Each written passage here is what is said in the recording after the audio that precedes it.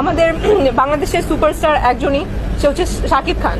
এইবার শাকিব খানের আজকুমার সিনেমার লুক দেখে শাকিব খানকে শুভকামনা জানাইলেন বাংলাদেশের চিত্রনায়িকা পূজা চেরি। তো তার সাথে প্রতিদ্বন্দ্বিতা আসলে এরকম, এইটা বলাই হচ্ছে পাপ।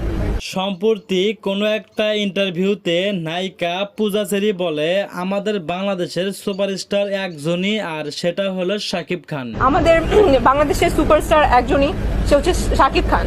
এই নায়িকা পূজা চেরি বলে, আমি দেখেছি প্রতি ঈদে শাকিব খানের সিনেমা সব থেকে ভালো চলে এবং চলছে, আর এইবার ঈদে আসতেছে শাকিব খানের রাজকুমার সিনেমা, ইনশাল্লাহ এটাও অনেক ভালো চলবে। উচিত না, তার সিনেমা চলছে এবং খুব ভালো চলছে। এই নায়িকা আরো বলে, শাকিব খানের সিনেমার সাথে কেউ প্রতিদ্বন্দ্বিতা করে পারবে না। তিনি আরো বলে, শাকিব খানের সাথে প্রতিদ্বন্দ্বী করা এটা বলাটাই যেন একটা পাপ।